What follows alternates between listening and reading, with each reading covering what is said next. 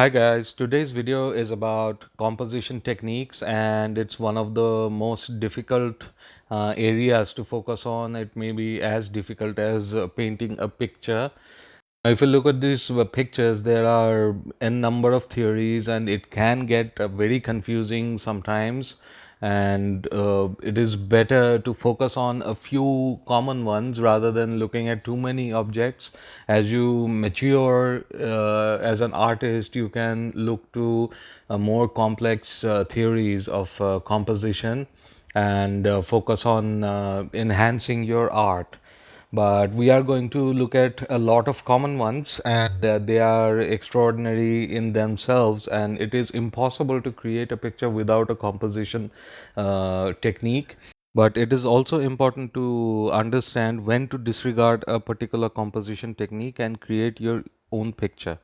Now, the first one is the most common. It is called rule of thirds. It has, you know, four lines that are dissecting each other and creating nine blocks and creating 4 points. Now, it is important to put the main composition elements in one of those and creating an overall symmetry and retaining the composition techniques. Here you can see that the 4 points has, the persons or the guns objects are placed in those areas where the main objects are actually located. So this is my composition. Now the next one is circle, and this is an interpretation of Turner's painting. And here it's the composition is circular, and the boat is under thunderstorm and snowstorm, I think. And this is totally circular. And now I have arranged in this manner that you have figuratives as well as landscapes so that everybody can understand. This is Apollo and Daphne interpretation, and Daphne is turning into a tree, but the composition is circular, and the postures are actually arranged in that manner. The next one is pyramid or the triangle. Now here you may not see the triangle, but as soon as I you know show the indicators, you can understand there is a triangular composition in this, and it is there twice. The next one is not going to be very simple, but it has a triangular structure as well as an emblem of balance, because this is a very old theme, the Madonna, and you can see the lot of theory can be found in these compositions, as this has been explored for a long time. Next one is curved lines, and here is William Hogarth's engraving, where he explained how curved lines enhance the beauty of the picture. And here the line of beauty has been explained in this book extract, and you can read that by stopping the video. And here is my first composition. This is a landscape, and you can see that there is already a curved line, and there are a lot of curved lines in other areas as well, and this is the most prominent.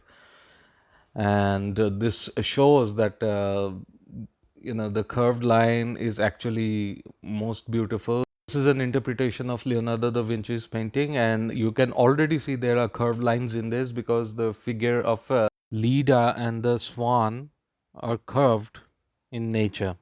Even the Zeus in the form of a goose is also curved. And this is cross, and it's best explained in this manner for the ships, and you will see the cross. And this is a simplistic example, but there are many complex examples in the past. You can recognize them when you see a marine painting. Even here, this is a crucifixion depiction, but you will be able to see that the cross has been implemented in this composition.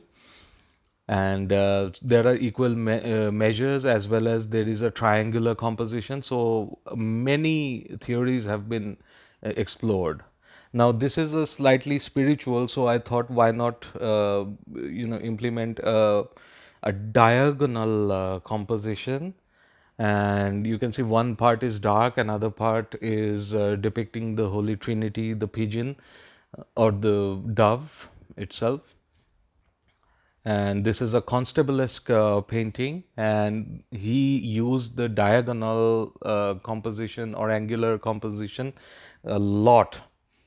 So this is one of the examples in the landscapes, and I use it quite often, but Constable's paintings explore this to the fullest. And this one is radii or radiation theory, and you will be able to see it in the interpretation, and you know, look at the lines. All the lines depict a form, and same can be found in figurative as well. This is archangel, you know, fighting the demons or something like that. I'm not sure about the story, but I've seen a similar painting of the past, and you can see that you know, the radiation theme is also, you know, very active in this. The next one is quite commonly found today in discussions, and this is called Fibonacci curve. And the planes are divided in 1.618, and the main element is in the closest circle that you can find, and the others are arranged in that manner. In one of the instances, I use Cesar Santos's painting, and this is my painting. I am also using Fibonacci curve in this landscape. Now, this is a steelyard composition, and this was slightly wrong. I corrected it in when I implemented the theory. The longish line will have more mass in it, and the smaller line will have smaller mass, and the downward moving line will have the smallest object. This is also a Western kind of a theme, but again, the steelyard composition is also prevalent in this. So these are the most common, you know, composition theories that you can explore. There are also L curves and stuff like that, and many other complex areas of composition that you can explore when you are more experienced. But for the moment, you can use these examples and see the pictures that were shared in the beginning. As you continue to mature as an artist, you will be able to use the theories and gradually break them and break the rules and break the laws. That is the nature of art. If you have any comments, then please let me know. If you like this video, then please click the like button and also subscribe for future videos. I thank you for your time. Take care.